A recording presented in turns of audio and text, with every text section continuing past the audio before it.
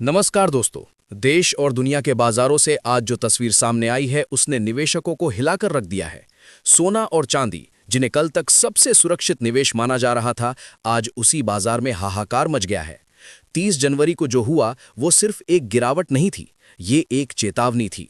1.5 साल से लगातार चल रही एक तरफा तेजी पर अचानक ब्रेक लगा और देखते ही देखते लाखों निवेशकों के पोर्टफोलियो में लिक्विडिटी क्रंच पैदा हो गया। वैश्विक स्तर पर करीब 3 लाख करोड़ डॉलर की वैल्यू हवा हो गई और बाजार ने साफ संदेश दे दिया कि ओवरहीटेड मार्केट देर सवेर ठंडा होता ही है। सबसे पहले बात करते हैं उस ऐतिहासिक गिरावट की जिसने पूरे कमोडिटी बाजार को हिला दिया। 30 जनवरी की सुबह जैसे ही ट्रेडिंग शुरू हुई, चांदी में ऐसा फ्लैश क्रैश देखने को मिला जिसकी किसी ने कल्पना भी नहीं की थी।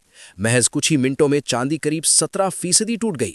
MCX पर जहां चांदी 4,19,000 रुपए प्रति किलो के शिखर पर थी, वहीं सीधे फिसलकर 3,31,000 रुपए तक आ गई, यानी करीब 88,000 रुपए की सीधी गिरावट। सोना भी पीछे नहीं रहा, 1,80,000 रुपए प्रति 10 ग्राम से गिरकर 1,58,000 रुपए तक आ गया। ग्लोबल मार्केट में भी हालात अलग नहीं थे। इंटरनेशनल मार्केट में spot gold all time high छूने के बाद करीब 6% तक टूट गया। हालांकि यहां एक बात समझना जरूरी है, MCX और सराफा बाजार में फर्क होता है। MCX पर कीमतें हर सेकंड बदलती हैं और उसी वजह से वहां अफरा तफरी ज्यादा दिखी। वहीं फिजिकल मार्केट यानी सराफा बाजार में गिरावट थोड़ी सीमित रही, जहां सोना करीब 1,65,000 और चांदी करीब 3,39,000 रुपए के आसपास दर्ज की गई। लेकिन संदेश दोनों जगह एक ही था, तेजी का नशा उतर रहा है। अब सवाल यह है कि आखिर ये गिरावट आई क्यों? इसका जवाब छिपा है मुनाफा वसूली और सप्लाई के गणित में। जब कोई एसेट लंबे समय तक बिना रुके ऊपर जाता है तो पुराने निवेशक मुनाफा काटना शुरू करते हैं। 1.5 साल की रिकॉर्ड रैली के बाद सोना चांदी उस स्तर पर पहुंच चुके थे जहां प्रॉफिट बुकिंग तय थी। ऊंचे दामों पर नई खरीदारी कमजोर पड़ने लगी थी और दूसरी तरफ बड़े खिलाड़ियों ने बिकवाली शुरू कर दी।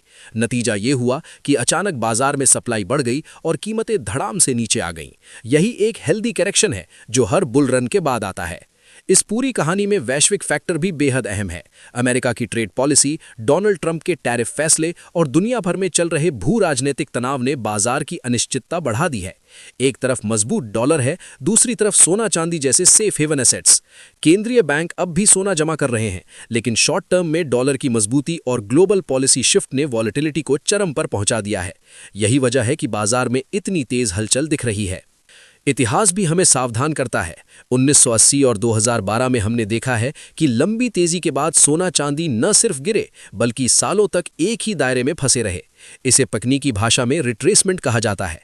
सवाल यह है कि क्या यह गिरावट सिर्फ एक ट्रेलर है या 2012 जैसी लंबी स्थिरता की शुरुआत? इसका जवाब अगले कुछ महीनों में वैश्विक हालात तय करेंगे। अगर दुनिया में तनाव कम हुआ और रिस्क लेने की भूख बढ़ी तो पैसा सेफ हेवन से निकलकर शेयर बाजार की ओर जा सकता है। यहीं से शेयर बाजार पर असर की बात आती है। सोना चांदी में इतनी बड़ी गिरावट का मतलब है कि निवेशकों का सेंटिमेंट बदल रहा है। अगर कमोडिटी से पैसा निकलता है तो उसका एक हिस्सा इक्विटी मार्केट में आ सकता है, जिससे शेयर बाजार को सपोर्ट मिल सकता है। खासकर बैंकिंग, इंफ्रास्ट्रक्चर और कैपेक्स से जुड़े सेक्टर्स में हलचल बढ़ सकती है। लेकिन अगर ये गिरावट डर में बदलती है तो शॉर्ट टर्म में शेयर बाजार में भी वॉलेटिलिटी बढ़ सकती है। यानी दोनों बाजार अब एक दूसरे से गहराई से जुड़े नजर आ रहे हैं। निवेशकों के लिए रणनीति बेहद साफ होनी चाहिए। एक मुश्त निवेश से बचें। अगर निवेश करना है तो SIP या ETF के जरिए चरणबद्ध तरीके से करें। 25% का नियम अपनाएं, यानी हर गिरावट पर थोड़ा थोड़ा निवेश करें। अपना सारा पैसा एक ही जगह ना लगाएं और पोर्टफोलियो में संतुलन बनाए रखें। निष्कर्ष साफ है, लंबी अवधि में सोना चांदी अब भी मजबूत कहानी है, लेकिन मौजूदा गिरावट ये याद दिलाती है कि बाजार में कुछ भी एक तरफा नहीं चलता। ये गिरावट मौका भी हो सकती है और चेतावनी भी। फैसला आपको अपनी रिस्क प्रोफाइल और समझदारी से लेना है। बाजार से जुड़ी ऐसी ही बड़ी, सटीक और भरोसेमंद खबरों के लिए आप देखते रहिए हमारा चैनल। वीडियो पसंद आया हो तो लाइक जरूर कीजिए, अपने दोस्तों के साथ शेयर कीजिए और ऐसे ही अपडेट्स के लिए चैनल को अभी सब्सक्राइब कर लीजिए।